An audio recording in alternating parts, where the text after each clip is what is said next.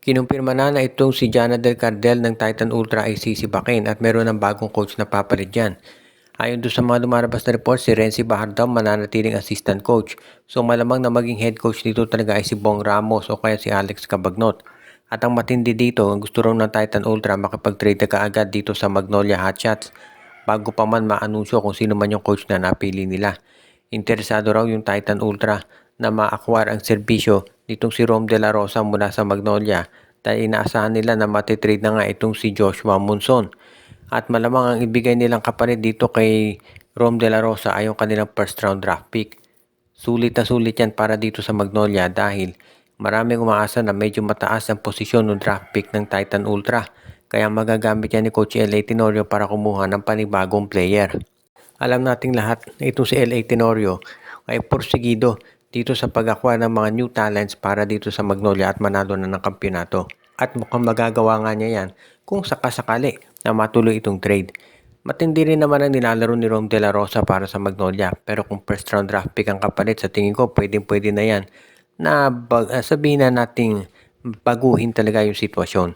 As it is, sa tingin ko bagay naman talaga sa Magnolia itong si L8, yung first round draft pick ng Titan Ultra, pwede yan sa Magnolia para makakuha sila ng isa pang big man o kaya isa pang point guard. At ngayon, ito namang si Joshua Monson, ang balita dati sa Magnolia yan mapupunta, pero ngayon mukhang sa Converge na raw kapalit ni Alex Stockton. Okay lang yan sa Magnolia, lalo na kung first round draft pick ng Titan Ultra ang ma-acquire nila. At alam naman natin na itong si Coach L.A. Tenorio, magaling yan pumili ng mga players. Kaya sigurado na hindi masasayang yung draft pick na ma-acquire nila.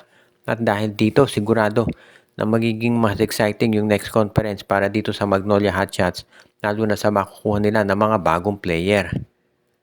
Napag-iisipan yung mga bago, merong umikot na balita ngayon na ito si Willie Wilson ay papalitan na ng Phoenix at ang ilalagay ay si Charles Chu.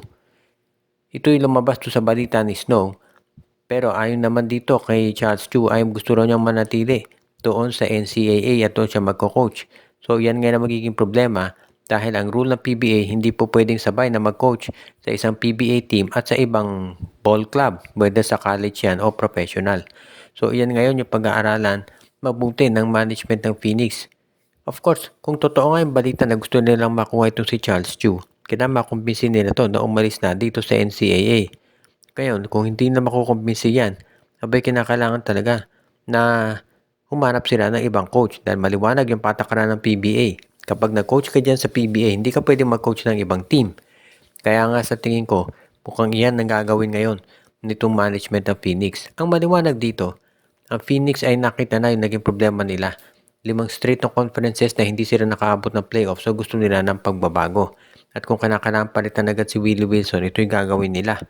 Marami nga nagsabi na malakas naman yung lineup ng Phoenix Fuel Masters kaya walang dahilan para hindi sila makaabot ng playoffs.